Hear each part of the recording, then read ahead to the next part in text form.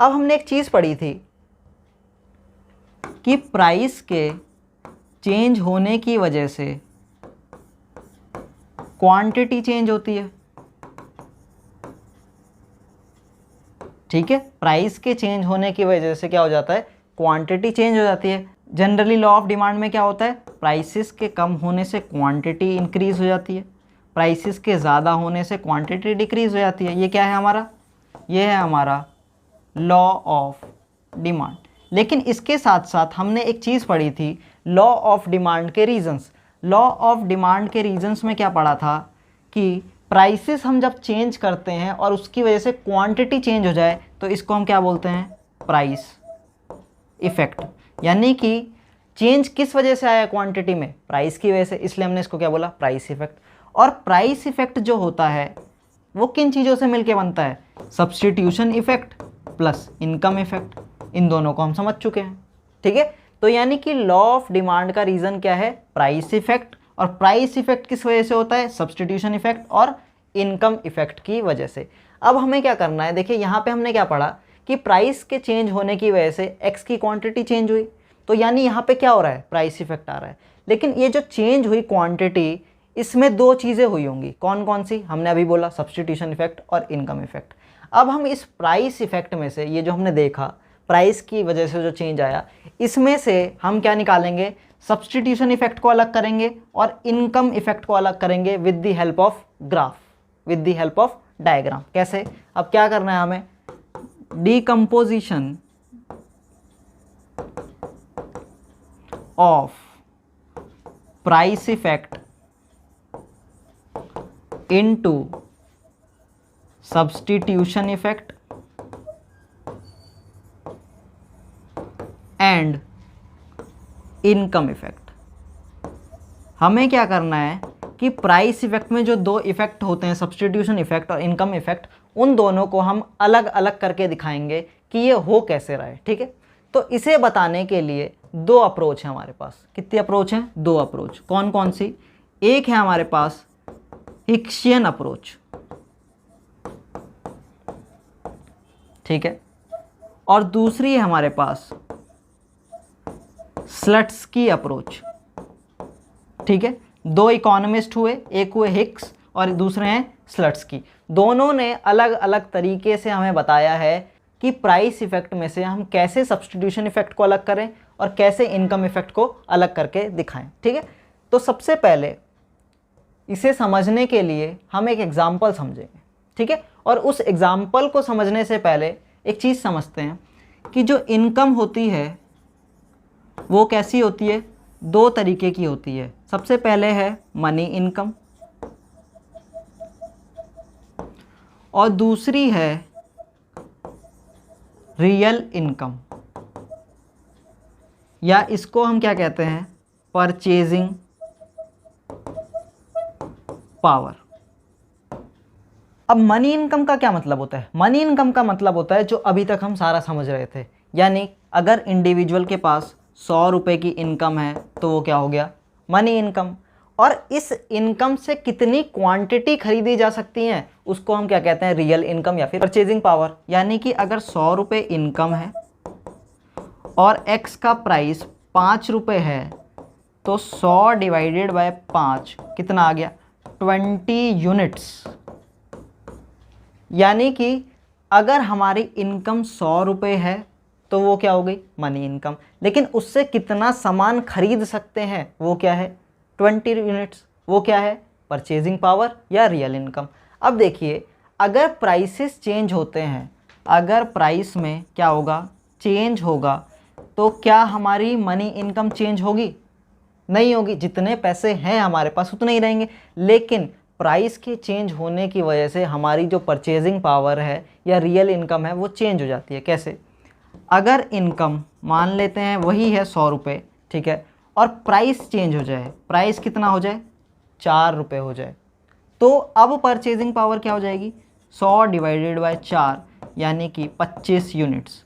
तो यहाँ पर समझना हमें ये है कि जैसे ही प्राइसेस अगर हम चेंज करते हैं तो हमारी रियल इनकम क्या हो जाती है, चेंज हो जाती है। यानी कि हम अगर कम करते हैं तो ज़्यादा यूनिट्स खरीद सकते हैं, यानी परचेजिंग पावर क्या हो जाती है, हमारी ज़्यादा हो जाती है। अगर प्राइसेस इंक्रीज हो जाते हैं तो परचेजिंग पावर क्या हो जाती है हमारी, कम हो जाती है, कम प्रोडक्ट खरीद सकते हैं। तो इन दोनों में आपको ये डिफरेंस ध्यान में रखना है कि रियल इनकम क्या होती है और मनी इनकम क्या होती है। ठीक है, अब एक एग्जांपल देखते हैं। एक कंज्यूमर है ए, इसको 2 प्रोडक्ट्स खरीदने हैं। कौन कौन से? एप्पल एंड बनाना। ठीक है, 2 प्रोडक्ट से खरीदना चाहता है। कौन खरीदना चाहता है? ए कंज्यूमर है। एप्पल के प्राइसेस हैं 8 रुपीज़, ये क्या है? प्राइस। और बनाना का प्राइस है 2 रुपये। पर यूनिट की बात हो रही है। एक एप्पल हमें 8 रुपये में मिलता है, एक बनाना 2 रुपये में मिलता है। तो ये क्वांटिटी परचेज़ करता है, इसकी 10 और इसकी भी 10। ठीक है, और कंज्यूमर की जो इनकम है वो क्या है? 100 रुपीज़। ठीक है, क्लियर? ये बात समझ में आ गई। एक कंज्यूमर है, वो 2 प्रोडक्ट्स खरीदना चाहता है, एप्पल और बनाना।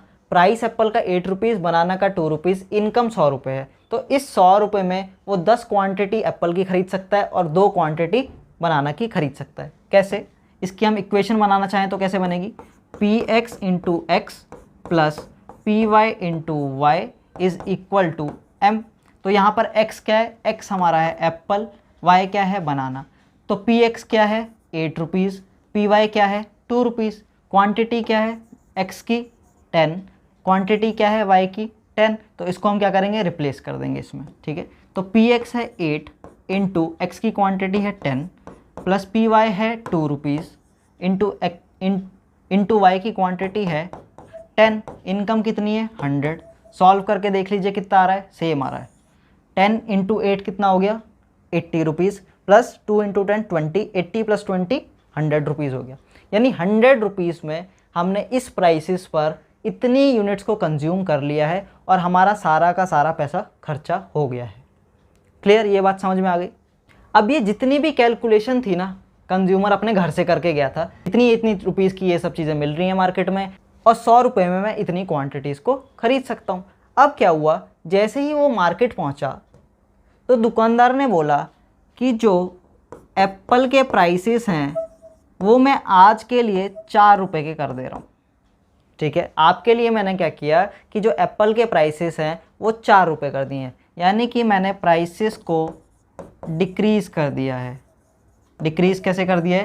पहले एप्पल के प्राइसेस कितने थे? 8 रुपये, लेकिन जैसे ही वो मार्केट पहुंचा तो दुकानदार ने बोला कि मैं 8 रुपये से आपके लिए सिर्फ ये आज मैं 4 रुपये के लगा दूंगा। ठीक है, तो अब क्या हुआ? अब अगर आप इक्वेशन देखें तो क्या चेंजेस आएंगे? तो एप्पल के प्राइस पहले थे 8 रुपये, अब कितने हो गए हैं? 4 रुपये। तो 4 इंटू 10, क्वांटिटी उतनी प्लस पी वाई कितना है? पी वाई है 2 रुपीज़ और वाई की क्वांटिटी 10 और इनकम कितनी है? 100 रुपये। तो अब क्या ये इक्वेशन बराबर आ रही है हमारे पास? नहीं।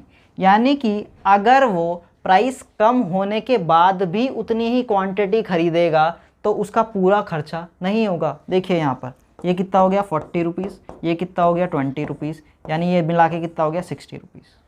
तो ये 100 के बराबर है क्या? नहीं। ठीक है, तो मैंने आपको ये समझाने की कोशिश की कि अगर किसी प्रोडक्ट के प्राइसेस चेंज हो जाते हैं तो वो उस क्वांटिटी को, जितनी पहली क्वांटिटी खरीद रहा था उसको कम पैसों में खरीद सकता है। यानी पहले 10 क्वांटिटी और इसकी 10 क्वांटिटी 100 रुपये में आ रही थी और आज जब प्राइस कम कर दिए तो वही क्वांटिटी, उतनी क्वांटिटी हम 60 रुपये में खरीद सकते हैं। ये बात समझ में आ गई? तो यहाँ पर क्या हुआ है, 100 रुपये थे कंज्यूमर के पास और अगर वो उतनी ही क्वांटिटी खरीदता है जितनी पहले खरीदता था, प्राइस चेंज होने के बावजूद भी, तो कितने का खर्चा होएगा? 60 रुपये का। बच कितने गए? 40 रुपये। ये क्या है? Remaining balance. उसके पास अभी भी 40 रुपये बचे हैं, लेकिन हमें क्या करना है? सारे पैसे खर्च करने हैं। ठीक है, तो एज अ रेशनल कंज्यूमर अगर रेशनल है तो वो ये सोच रहा है कि एप्पल के प्राइसेस आज के लिए क्या हो गए हैं? कम हो गए हैं। एप्पल के प्राइसेस आज के लिए कम हो गए हैं, तो उसको क्या करना चाहिए? एप्पल ज़्यादा खरीद लेने चाहिए। आज के लिए ही तो प्राइसेस कम किए थे उस सेलर ने, मतलब हमें क्या हो रहा है, फ़ायदा हो रहा है, हमें सस्ते में सामान मिल रहा है। तो हम, अगर हमें सस्ते में सामान मिलता है तो हम क्या करते हैं, उस प्रोडक्ट को ज़्यादा खरीद लेते हैं। तो एज अ रेशनल कंज्यूमर उसे क्या करना चाहिए कि एप्पल की क्वांटिटी को इंक्रीज़ करना चाहिए और बनाना की क्वांटिटी को डिक्रीज़ करना चाहिए। क्यों करना चाहिए बनाना की क्वांटिटी को डिक्रीज़? क्योंकि अभी हमें एप्पल के जो प्राइसेस हैं वो कम मिल रहे हैं, बनाना के तो आज भी वही मिल रहे हैं, कल भी वही मिल रहे हैं, थोड़ी देर बाद भी वही मिल रहे हैं, ठीक है। तो बनाना तो हम बाकी बचे हुए बाद में भी खरीद सकते हैं, अभी जो सस्ता मिल रहा है पहले उसको ज़्यादा खरीद लो। तो हमने क्या किया कि एप्पल की क्वांटिटी को ज़्यादा कर दिया और बनाना की क्वांटिटी को क्या कर दिया, कम कर दिया। इसको हम क्या कहते हैं, सब्स्टिट्यूशन इफेक्ट। मतलब कि प्राइस चेंज होने की वजह से कंज्यूमर क्या करता है, क्योंकि अब उसको प्रोडक्ट सस्ता मिल रहा है तो वो सस्ते प्रोडक्ट की कंजम्पशन को ज़्यादा कर देता है, क्वांटिटी को ज़्यादा कर देता है, और जो प्रोडक्ट सेम रेट में मिल रहा है, जो आज भी वही मिल रहा है, कल भी वही मिल रहा है, उसको वो क्या कर देता है, कम कर देता है। इसी को हम क्या कहते हैं, सब्स्टिट्यूशन इफेक्ट। हमने क्या कर लिया है, सब्स्टिट्यूट कर लिया है, जो प्रोडक्ट सस्ता है उसको सब्स्टिट्यूट कर लिया है किसी और के बदले, ठीक है। यही किया हमने, ये हो गया हमारा सब्स्टिट्यूशन इफेक्ट। तो अब जो है हमारी इक्वेशन क्या बनेगी, अब मान लेते हैं p x into x plus p y into y is equal to m, ठीक है। तो क्या किया हमने, प्राइसेस इसके थे 4 रुपये चेंज होने के बाद, प्राइसेस इसके थे 2 रुपये कांस्टेंट थे, इनकम कितनी थी, खर्चा कितना हो रहा था 60 रुपये, अगर वही बंडल खरीदते तो उतना ही बंडल 60 रुपये में आ रहा था। अब इस 60 रुपये में मैंने क्या किया कि जो पहले मैं 10 क्वांटिटी खरीद रहा था एप्पल की कितनी क्वांटिटी खरीद रहा था, 10। बनाना की कितनी क्वांटिटी खरीद रहा था मैं, बनाना की भी 10 क्वांटिटी खरीद रहा था। यहाँ पे देखिए एग्जांपल पे, एप्पल की 10 क्वांटिटी, बनाना की 10 क्वांटिटी, ठीक है। तो पहले मैं ये कर रहा था, लेकिन क्योंकि अब मेरे लिए प्राइस सस्ता हो गया है तो मैंने क्या किया, एक्स की क्वांटिटी को कर दिया 13, इसकी क्वांटिटी को कर दिया 4, इसको आप ऐड करेंगे तो अभी भी क्या आएगा, 60 ही आएगा, ठीक है। मैंने क्या किया है, सब्स्टिट्यूशन इफेक्ट दिखाने की कोशिश की है कि जब प्राइसेस चेंज होते हैं तो कंज्यूमर क्या करता है, प्रोडक्ट्स को सब्स्टिट्यूट कर लेता है, जो सस्ता मिल रहा है उसको ज़्यादा खरीद लेता है, और जो कांस्टेंट चल रहा है, जो मार्केट में ऐसा ही मिलता रहेगा, उसको कम कर लेगा। क्यों? क्योंकि वो सोच रहा है ये तो बाद में भी ले सकते हैं, तो जो अभी पहले सस्ता मिल रहा है उसको खरीद लो। तो 60 रुपये में उसने क्या किया, ज़्यादा क्वांटिटी एक्स की खरीद ली और वाई की क्वांटिटी कम कर ली। यानी पहले 10 थी ये क्वांटिटी, अब कितनी हो गई है, 13। तो ये जो 3 एक्स्ट्रा आई हैं वो किसकी वजह से आई हैं, सब्स्टिट्यूशन इफेक्ट। अभी आप y पे ध्यान मत दीजिए। क्यों ध्यान मत दीजिए कि इसमें कितना कम हुआ और कितना ज़्यादा हुआ, इसलिए ध्यान मत दीजिए क्योंकि हम अभी क्या देख रहे हैं, प्राइस ऑफ x में चेंज होने की वजह से x की क्वांटिटी में कितना चेंज आएगा, ठीक है, वो देखना चाह रहे हैं, प्राइस इफेक्ट देखना चाह रहे हैं x में।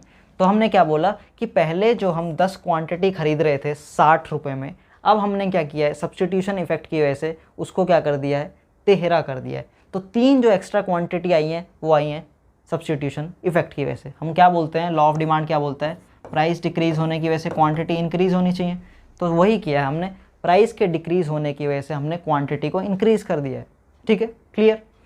अब क्योंकि हमारे सिर्फ 60 रुपये खर्चा हुआ है, बचा कितना हुआ है हमारे पास, 40 रुपये, ठीक है। तो अब क्योंकि वो रेशनल कंज्यूमर है तो इसको भी पूरा क्या करेगा, खर्च करेगा। तो जब वो इस 40 रुपये को भी खर्च करेगा तो इन दोनों की क्वांटिटी बढ़ाएगा, ठीक है। यानी कि पहले इनकम 60 थी, अब क्या हो गई है, और 40 बढ़ गई है, मतलब और 40 का सामान खरीद सकते हैं हम, ठीक है। तो इस 40 रुपये से इन दोनों की वो और क्वांटिटी इंक्रीज़ कर देगा। तो प्राइसेस है 4 रुपये चेंज होने के बाद, पहले वो 13 क्वांटिटी लेता था, अब कितनी लेगा, इस 40 रुपये से और इंक्रीज़ कर देगा। मान लेते हैं इसको कर देता है 18 और इसके प्राइस से 2 और इसको कर दिया उसने 14, ठीक है। तब कितना आएगा, ये टोटल हो जाएगा 100, ठीक है। आप इसको ऐड करेंगे तो कितना आ जाएगा, ये 100। तो यहाँ पर क्या हुआ कि जो बची हुई इनकम थी, ये क्या है, इनकम, ठीक है। ये जो बची हुई इनकम थी, बचा हुआ बैलेंस था, उससे हमने और एक्स्ट्रा यूनिट्स खरीद ली दोनों की। इसको हम क्या कहते हैं, इनकम इफेक्ट। प्राइस कम होने की वजह से सबसे पहले उसने क्या काम किया कि कि उसने प्रोडक्ट को सब्सटीट्यूट कर लिया, जो सस्ता मिला वो ज़्यादा खरीद लिया और जो कांस्टेंट था उसको कम कर दिया, क्योंकि वो बाद में भी उतने का मिल जाएगा।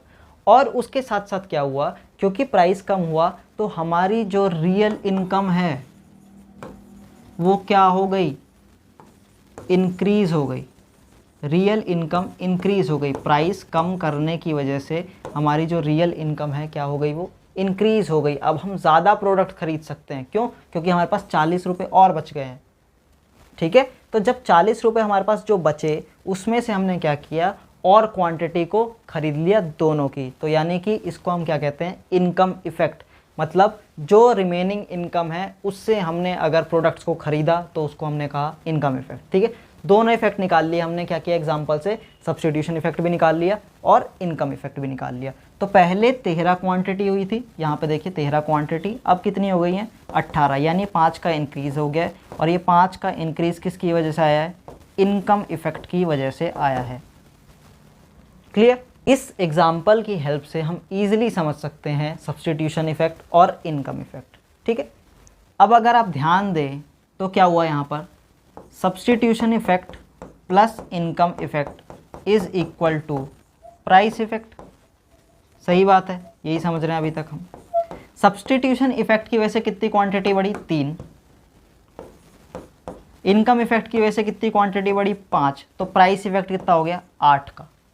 यानी जब प्राइसेस एक्स के 8 रुपये थे स्टार्टिंग में, तब हम खरीदते थे एक्स की 10 यूनिट्स, और जैसे ही प्राइसेस 4 रुपये हुए तो अब हम खरीदते हैं 10 + 8, 18 क्वांटिटी, 18 यूनिट्स ऑफ एक्स। तो ये क्या है, 10 से जब पूरे 18 पे आए तो हम इसको बोलते हैं प्राइस इफ़ेक्ट। प्राइस इफ़ेक्ट की वजह से हम 10 से 18 पे आए, यानी 8 जो क्वांटिटी है वो क्या है, प्राइस इफ़ेक्ट। और उसमें से 3 जो बढ़ी वो सब्स्टिट्यूशन इफेक्ट की वजह से बढ़ी, 5 जो बढ़ी वो किसकी वजह से बढ़ी, इनकम इफेक्ट की वजह से। क्लियर। अब हम समझते हैं दोनों इकोनॉमिस्ट की अप्रोच, किसकी हेल्प से, ग्राफ की हेल्प से। अब सबसे पहले हम समझते हैं हिक्सियन अप्रोच।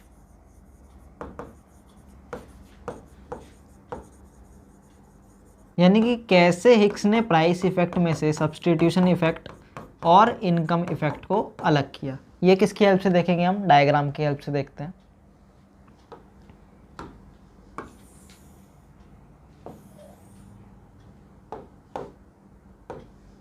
यहाँ पर है वाई गुड्स, यहाँ पर है एक्स गुड्स। सबसे पहले हमें क्या करना है, एक बजट लाइन बनानी है।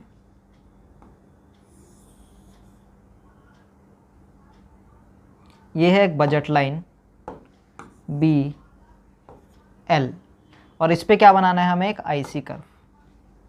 तो इस पे मैंने एक आईसी कर्व बनाया। ठीक है, यहाँ पर आ गई मेरी एक्स की क्वांटिटी, यानी कंज्यूमर इक्विलिब्रियम आ गया, और एक्स की वो कंज्यूमर इतनी क्वांटिटी खरीदेगा। ठीक है, अब क्या हुआ, प्राइसेस के डिक्रीज़ होने की वजह से, एक्स के प्राइस डिक्रीज़ होने की वजह से बजट लाइन सबसे पहले क्या होगी, रोटेट होगी। तो सबसे पहले हम बजट लाइन को करते हैं रोटेट। तो मैंने बजट लाइन को किया रोटेट। क्लियर। तो क्योंकि प्राइसेस कम हुए हैं एक्स के, तो एक्स की वो ज़्यादा क्वांटिटी खरीद सकता है, अभी हमने ऊपर देखा। ठीक है, तो अब क्या करेंगे, हम इक्विलिब्रियम को इस तरीके से बनाएंगे कि वो अब एक्स की ज़्यादा क्वांटिटी खरीद सके। तो यहाँ पर आ गया मेरा नया आईसी कर्व, आईसी 1 और 2। अब एक्स की वो ज़्यादा क्वांटिटी खरीद सकता है। ठीक है, तो जैसे ही प्राइसेस एक्स के कम हुए उसने अपनी क्वांटिटी x1 से x2 कर ली। इसको हमने क्या कहा, प्राइस इफेक्ट, यानी प्राइस के चेंज होने की वजह से क्वांटिटी में चेंज आया, इसको हम बोलते हैं प्राइस इफेक्ट। अब हिक्स को क्या करना है, हिक्स को इस प्राइस इफेक्ट में से सब्स्टिट्यूशन इफेक्ट अलग करना है और इनकम इफेक्ट को अलग करना है। अब अगर आप यहाँ पे देखें तो जब हम ई और ई डैश को मिला दें तो क्या बन जाएगा हमारा, प्राइस कंजम्पशन कर्व। यानी प्राइस के चेंज होने की वजह से हमारे परचेजेस चेंज हो जाते हैं, और उन इक्विलिब्रियम पॉइंट्स को अगर हम मिला दे तो हमारा क्या बन जाता है, PCC, प्राइस कंजम्पशन कर्व। ठीक, ये हम सीख चुके हैं अभी ऊपर। अब हमें क्या करना है, इनकम इफेक्ट और सब्स्टिट्यूशन इफेक्ट दिखाना है हिक्स के हिसाब से। तो सबसे पहले ध्यान दीजिए, मैंने ऊपर जो एग्जाम्पल दिया था उसमें, तो मान लेते हैं ये वाली जो वाइट वाली बजट लाइन है, इस पर कितनी इनकम है, 100 रुपये। ठीक है, अभी मैंने एग्जांपल दिया था इनकम क्या है 100 रुपये, तो ये वो वाली इनकम है। ठीक है, और ये जो पर्पल वाली लाइन है इस पर कितनी इनकम है, इस पर भी 100 रुपये ही इनकम है, सिर्फ चेंज क्या हुआ है, प्राइस चेंज हुआ है। ठीक है, क्लियर, ये बात समझ में आ गई। इस पर भी 100 रुपये इनकम है, इस पर भी 100 रुपये इनकम है, सिर्फ इसमें प्राइस चेंज हुआ है। इस पर मान लेते हैं वो पहले वाला 8 रुपये वाला प्राइस था और इस पर प्राइस चेंज करने के बाद 4 रुपये प्राइस हो गया था। ठीक है, एग्जाम्पल के हिसाब से। अब क्या हुआ, हिक्स बोलते हैं कि प्राइस चेंज होने के बाद आप इनकम को इस तरीके से कंज्यूमर से वापस ले लो ताकि वो वापस उसी सेटिस्फेक्शन लेवल पे आ जाए जैसे पहले था। ठीक है, तो पहले हम आईसी कर्व 1 पे थे, जैसे ही प्राइसेस इंक्रीज हुए तो हम आईसी 2 पे चले गए, यानी हमारा सेटिस्फेक्शन लेवल इंक्रीज हो गया। तो क्योंकि सेटिस्फेक्शन लेवल इंक्रीज हो गया प्राइस कम करने की वजह से, तो हिक्स बोलते हैं कि आप उसकी इनकम वापस ले लो और इस तरीके से वापस लो ताकि वो वापस पहले वाले आईसी कर्व पर आ जाए। ठीक है, तो अब क्या करना है, हमें इनकम को वापस लेना है। तो मैंने इनकम को वापस लिया इस तरीके से ताकि वो वापस उसी वाले सेटिस्फेक्शन लेवल पर आ जाए। तो ये मैंने क्या किया है, बजट लाइन को पीछे की तरफ शिफ्ट किया है। अब क्या हो गया है, यहाँ पर आ गया है मेरा एक्स का कंजम्पशन X3। क्लियर, ये बात समझ में आ गई। देखिए क्या किया मैंने, इनकम को इस तरीके से वापस लिया है ताकि सेटिस्फेक्शन लेवल जो पहले मिल रहा था मुझे इस बंडल पर, वापस वही सेटिस्फेक्शन मिले इसी आईसी कर्व पर। ठीक है, ये बात समझ में आ गई। अब आप ध्यान से देखेंगे एग्जाम्पल जो मैंने बताया था उसमें क्या बताया था आपको, प्राइसेस कम होने की वजह से हमने क्या किया था, वही बंडल 60 रुपये में ख़रीद लिया था। ठीक है, और क्योंकि प्राइसेस कम हो गए थे तो मैंने क्या किया था, सब्सटीट्यूट कर लिया था। सब्सटीट्यूट करने के बाद मेरा बंडल जो था वो क्या हो गया था, एक्स पहले 10 था, 10 से मैंने क्या कर लिया था, 13 कर लिया था, यानी 3 इंक्रीज़ कर लिए थे। ठीक है, तो मैंने क्या किया कि 60 वाली इनकम पर ही, ये वाली कौन सी लाइन है 60 वाली, ये वाली कौन सी लाइन है 100 वाली, तो मैंने क्या किया 60 वाली इनकम पर ही मैंने सब्सटीट्यूट कर लिया था गुड्स को। तो ये जो यहाँ से यहाँ तक है ये क्या है, मेरा सब्सटीट्यूशन इफेक्ट। क्लियर, हिक्स के हिसाब से सब्सटीट्यूशन इफेक्ट क्या है कि जब आप वापस इनकम ले लेते हो कंज्यूमर से और वो इनकम इस तरीके से लेते हो कि आप पुराने वाले आईसी पे चले जाओ, तो वो क्या हो जाता है, सब्सटीट्यूशन इफेक्ट। यानी अगर हम ई से सी पर आ जाते हैं तो ये क्या है, सब्सटीट्यूशन इफेक्ट। और ये वाली लाइन कौन सी है, 60 रुपये वाली। इसके बाद 60 से हम क्या करते थे, और 40 रुपये को खर्च करते थे, 60 के बाद 40 रुपये बच रहे थे तो इसको हम खर्च करते थे। तो मतलब हमारा एक्स का कंजम्पशन भी इंक्रीज़ हो जाता था, वाई का कंजम्पशन भी इंक्रीज़ हो जाता था, दोनों की क्वांटिटी इंक्रीज़ हो जाती थी। किसकी वजह से, इनकम की वजह से, क्योंकि हमारे पास इनकम बची थी। तो यानी कि अब आप देखें जब x से x2 पर गया तो x भी बढ़ गया और y भी बढ़ गया। ठीक है, पहले यहाँ पर y इतना था, अब y इतना हो गया। तो जैसे ही इनकम, ये 60 वाली लाइन थी मान लेते हैं और ये 100 वाली, जैसे ही 60 से 100 पे गए तो x की क्वांटिटी भी हमारी क्या हो गई, इंक्रीज़ हो गई। ये क्या है हमारा इनकम इफेक्ट। तो यानी कि इकोनॉमिस्ट ये कह रहे हैं कि हम डायरेक्टली ई से ई डैश पर नहीं कूद जाते हैं, यानी सिर्फ प्राइस इफेक्ट काम नहीं करता है। प्राइस इफेक्ट के अंदर 2 इफेक्ट आते हैं। तो सबसे पहले जो काम करता है वो क्या काम करता है, सब्सटीट्यूशन इफेक्ट। सबसे पहले हम ई से सी पर आते हैं, फिर सी से ई पर, ई डैश पर जाते हैं। ठीक है, डायरेक्ट ई से ई डैश पर नहीं जाते हैं, हम प्रोसेस बाय प्रोसेस जाते हैं। ठीक है, पहले x1 से x3 पर जाते हैं, फिर x3 से x2 पर जाते हैं। ठीक है, तो जब हम x1 से x2 पर जाते हैं तो ये पूरा है हमारा प्राइस इफेक्ट। ठीक है, और जब हम x1 से x3 पर जाते हैं ये हमारा सब्सटीट्यूशन इफेक्ट, x3 से जब x2 पर जाते हैं ये हमारा इनकम इफेक्ट। अब आप अगर यहाँ पे देखें, जब हम C से E को मिला दें इस तरीके से तो ये क्या बन जाता है हमारा इनकम कंजम्पशन कर्व। ठीक है, क्या बन गया है, इनकम कंजम्पशन कर्व। यानी इनकम के इंक्रीज होने से हमारे कंज्यूमर इक्विलिब्रियम चेंज होता है। तो ये कंज्यूमर इक्विलिब्रियम चेंज हुआ और इन पॉइंट्स को जब हमने मिला दिया तो हमारा क्या बन गया, इनकम कंजम्पशन कर्व। ये हम पढ़ चुके। ठीक है, क्लियर है ये बात। तो हिक्स के हिसाब से इस तरीके से हम सब्सटीट्यूशन इफेक्ट और इनकम इफेक्ट को अलग अलग कर सकते हैं। अब जितना हमने ये चेंज किया, जितना हमने ये इनकम को वापस लिया, इसको हम बोलते हैं कंपनसेटिंग वेरिएशन, क्या बोलते हैं हम इसको, कंपनसेटिंग वेरिएशन। यानी ये क्या चीज़ है, रिडक्शन इन इनकम, इनकम में जो कमी आई है उसको क्या बोलते हैं हम, कंपनसेटिंग वेरिएशन। इसलिए हम इस अप्रोच को क्या बोलते हैं, कंपनसेटिंग वेरिएशन अप्रोच भी कहते हैं। क्लियर है? हिक्स की अप्रोच इस तरीके से बात करती है। ठीक है, अब हम क्या करते हैं, दूसरे इकोनॉमिस्ट की बात करते हैं। दूसरी अप्रोच क्या है, स्लट्सकी अप्रोच। अब हमें स्लट्सकी के हिसाब से सब्स्टिट्यूशन इफेक्ट और इनकम इफेक्ट को अलग अलग करना है प्राइस इफेक्ट में से। तो क्या करेंगे हम, सबसे पहले ग्राफ बनाएंगे। यहाँ पर y गुड है, यहाँ पर x गुड है, और सबसे पहले हमें क्या करना है, एक बजट लाइन बनानी है। ये है बजट लाइन BL, और इस पे क्या करना है हमें, इस पे बनाना है हमें एक IC कर्व। तो ये हमने बनाया एक IC कर्व, यहाँ पर टेंजेंट है तो मतलब x की इतनी क्वांटिटी खरीदी जाएगी इक्विलिब्रियम के हिसाब से। तो ये हो गया IC1।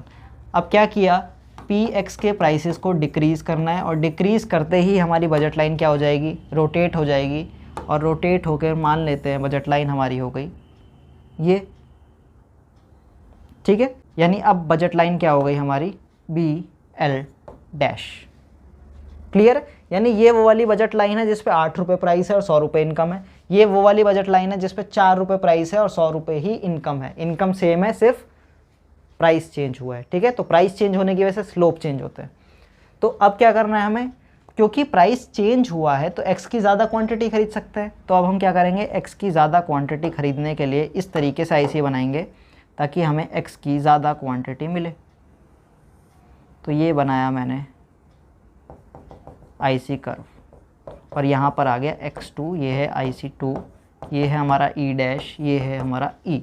ठीक है, तो ये क्या है, प्राइसेस चेंज होने की वजह से कंज्यूमर x1 से x2 पर चला गया। ये क्या हो गया, प्राइस इफेक्ट। ठीक है, इसको क्या बोलते हैं हम, प्राइस इफेक्ट। अब इसमें करना क्या है, हमें सब्स्टिट्यूशन इफेक्ट को अलग करना है और इनकम इफेक्ट को अलग करना है। तो स्लट्सकी बोलते हैं कि आपको इनकम को इस तरीके से वापस लेनी है ताकि पुराना वाला बंडल भी आ सके उस इनकम में। तो अब की बार जो बजट लाइन है हम उसको इस तरीके से वापस लेंगे कि वो पुराना वाला बंडल भी आ सके। तो हमें क्या करना है, कट करते हुए ले जाना है। हिक्सियन अप्रोच में क्या होता था, हम इस तरीके से वापस लेते थे इनकम को कि वापस उस सेटिस्फेक्शन लेवल पे आ जाए, बंडल पे नहीं आए, उस सेटिस्फेक्शन लेवल पे आ जाए। लेकिन यहाँ पर स्लट्सकी कहते हैं कि इनकम को इस तरीके से वापस लेना है कि आप वापस उस बंडल को खरीद सके। ठीक है, तो यानी कि ये वाली कौन सी लाइन है, 100 रुपये वाली, और ये जो नई लाइन बनाई है मैंने कम करने के बाद, ये कौन सी लाइन है, 60 रुपये वाली। ठीक है, अब इस इनकम पे हमारा कुछ कंज्यूमर इक्विलिब्रियम होगा तो हम इस पर इक्विलिब्रियम बनाते हैं। तो कंज्यूमर इक्विलिब्रियम आ गया हमारा, मान लेते हैं ये क्या है हमारी IC3, और ये आ गया हमारा X3। ठीक है, ये कौन सी लाइन है, 60 वाली, और ये कौन सी लाइन है, 100 वाली। ये कौन सी लाइन है, ये भी 100 वाली है। इस पे प्राइस क्या है, 8 रुपये। इस पे प्राइस क्या है, 4 रुपये। इस पे प्राइस क्या है, 4 रुपये। ठीक है, लेकिन इनकम क्या है, 60। अब मैंने इस पे IC आगे क्यों बनाया है, IC इसके पीछे क्यों नहीं बनाया, IC आगे इसलिए बनाया है ताकि सेटिस्फेक्शन लेवल जो है वो इंक्रीज हो। ठीक है ना, क्योंकि प्राइसेस कम हुए हैं तो हम कुछ गुड्स को सब्स्टिट्यूट करेंगे जो हमें सस्ता मिल रहा है। तो हमने क्या किया, यहाँ से यहाँ पर आ गए। यहाँ पे हमारा ओरिजिनल बंडल था, यहाँ पे मान लेते हैं 10 क्वांटिटी खरीद रहे थे, लेकिन उसके बाद हमने क्या किया था, 13 क्वांटिटी कर दी थी जब प्राइसेस कम हो गए थे। तो यानी 10 से 13 कर दी तो सेटिस्फेक्शन लेवल इंक्रीज होना चाहिए ना। तो यहाँ पे हमने पुराने वाले बंडल से नए वाले बंडल पर आ गए हैं। ठीक है, इसलिए हमारा जो IC है वो मैंने आगे की तरफ बनाया है, क्योंकि higher IC gives higher satisfaction. Clear? तो E से जब हम C पर आए तो इसको हम बोलते हैं सब्स्टिट्यूशन इफेक्ट, और जब हम X3 से X2 पर आए इसको हम बोलते हैं इनकम इफेक्ट, और ये जो टोटल यहाँ से यहाँ तक आए X1 से X2 तक इसको हम बोलते हैं प्राइस इफेक्ट। तो स्लट्सकी और हिक्सियन में सिर्फ इस बजट लाइन का डिफरेंस है कि इनकम को किस तरीके से वापस लेना है। हिक्स के केस में इनकम को इस तरीके से वापस लेना है कि सेटिस्फेक्शन लेवल क्या हो जाए, बराबर हो जाए जैसा पहले था। लेकिन स्लट्सकी के हिसाब से इनकम को इस तरीके से वापस लेना है ताकि हम पुराना बंडल भी खरीद सके उसी बजट लाइन में। तो हमने क्या किया, पुराना बंडल भी खरीद लिया उसी पैसों से, और उन्हीं पैसों से हम क्या कर सकते हैं, 13 क्वांटिटी भी खरीद सकते हैं, ज़्यादा क्वांटिटी भी खरीद सकते हैं। क्लियर? तो स्लट्सकी भी यही कह रहे हैं कि हम डायरेक्ट ई से ई डैश पर नहीं कूद जाते हैं, उसका एक प्रोसेस है। सबसे पहले हम ई से सी पर जाते हैं, यानी सबसे पहले सब्स्टिट्यूशन इफेक्ट काम करता है, उसके बाद क्या काम करता है, इनकम इफेक्ट, जब हम सी से ई डैश पर जाते हैं। क्लियर? और सी से जब हम ई डैश पे जा रहे हैं तो ये इनकम इफेक्ट कैसे, क्योंकि ये 2 बजट लाइन है, और अगर हम इन दोनों बजट लाइन को कंपेयर करें तो एक में कम इनकम है, एक में ज़्यादा। तो जैसे ही इनकम इंक्रीज हुई हमारी तो क्या हो गया, क्वांटिटी इंक्रीज हुई, इसी को हम क्या कहते हैं, इनकम इफेक्ट। क्लियर? तो आई होप आपको ये दोनों अप्रोचेस समझ में आ गई होंगी।